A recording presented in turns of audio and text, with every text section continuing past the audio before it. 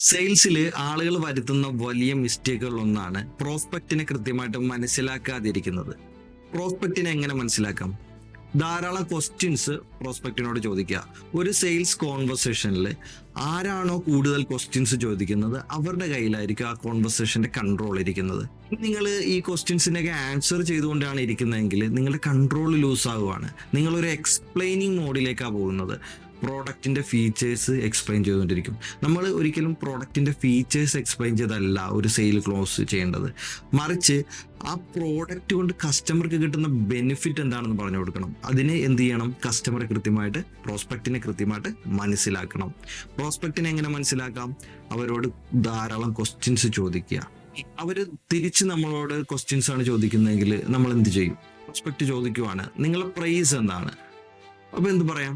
It depends എന്ന് പറയുക. എന്നിട്ട് നിങ്ങളുടെ റിക്വയർമെന്റ് എന്താണെന്ന് തിരിച്ചു ചോദിക്കുക. Always answer A question with a question. അതാണ് ഒന്നാമത്തെ കാര്യം. ഇങ്ങനെ ധാരാളം ക്വസ്റ്റ്യൻസ് ചോദിക്കുന്നതിലൂടെ ഒരു പ്രോസ്പെക്റ്റിന്റെ ഡീപ്പസ്റ്റ് സീക്രട്ട് വരെ നമുക്ക് മനസ്സിലാക്കിയെടുക്കാൻ സാധിക്കും. അവരെ കൃത്യമായിട്ട് മനസ്സിലാക്കി അവർക്ക് വേണ്ട പ്രൊഡക്റ്റ് നിങ്ങൾക്ക് കൊടുക്കാൻ സാധിക്കും. ഇനി മനസ്സിലാക്കേണ്ട മറ്റൊരു കാര്യം, കസ്റ്റമർ ഒരു പ്രോസ്പെക്റ്റ് ഒരു കാര്യം ബൈ ചെയ്യുന്നത് എന്തുകൊണ്ടാണെന്ന് വെച്ച് കഴിഞ്ഞാൽ അവർ ഇമോഷൻസിന്റെ പുറത്താണ് ആളുകൾ ഓരോന്ന് വാങ്ങിക്കൂട്ടുന്നത്. എന്നിട്ട് അവർ ലോജിക് കൊണ്ട് അതിനെ ജസ്റ്റിഫൈ ചെയ്യും. People always buy something because of emotion and the justify with logic എന്നാണ് പറയുന്നത്. അതായത് അവർ ജസ്റ്റിഫൈ ചെയ്യുന്ന ലോജിക് കൊണ്ടായിരിക്കും. ഇപ്പം ഞാനൊരു കാറ് വാങ്ങി, എൻ്റെ ഫ്രണ്ട് വന്ന് ചോദിക്കുക, നീ എന്താണ് ഈ കാർ വാങ്ങിയെന്ന് ചോദിച്ചു കഴിഞ്ഞാൽ ഞാൻ പറയുന്നത് ഇത് ടോപ്പ് വേരിയൻ്റ് ആണ്, ഇത് GT ആണ്, ഇത് ടർബോ ഉണ്ടെന്നൊക്കെ പറയും. പക്ഷെ അതുകൊണ്ടാണോ ഞാൻ വാങ്ങിയത്? അല്ല. ഈ കാർ വാങ്ങിയാൽ എൻ്റെ ലൈഫ് സ്റ്റാറ്റസ് കൂടും, എൻ്റെ ക്വാളിറ്റി ഓഫ് ലൈഫ് ഇൻക്രീസ് ചെയ്യാമെന്നുള്ള ഇമോഷൻ്റെ പുറത്താണ് ഞാൻ വാങ്ങിയത്. പക്ഷെ ഞാൻ അവനോട് സംസാരിക്കുമ്പോൾ ജസ്റ്റിഫൈ ചെയ്യുന്നത് എന്തുകൊണ്ടാണ്? ആ കാറിൻ്റെ ലോജിക് കൊണ്ടായിരിക്കും.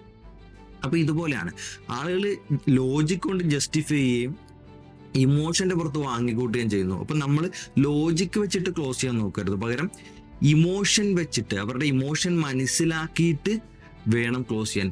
ഓരോ കസ്റ്റമർക്കും ഓരോ ഇമോഷൻ ആയിരിക്കും. പുതിയതായിട്ട് ജീവിതത്തിൽ ആദ്യമായിട്ട് ഒരു കാർ വാങ്ങുന്ന ഒരാളുടെ ഇമോഷൻ അല്ല സെക്കൻഡറി ആയിട്ട് ഒരു കാറ് വാങ്ങുന്ന ആളുടെ. രണ്ടുപേര് കാറാണ് വാങ്ങുന്നത്, പക്ഷെ രണ്ടുപേർക്കും രണ്ട് ഇമോഷനാണ്.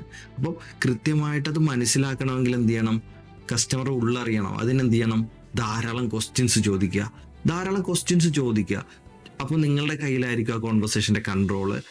കസ്റ്റമർ കൃത്യമായിട്ട് കാര്യങ്ങൾ പറഞ്ഞു തുടങ്ങും.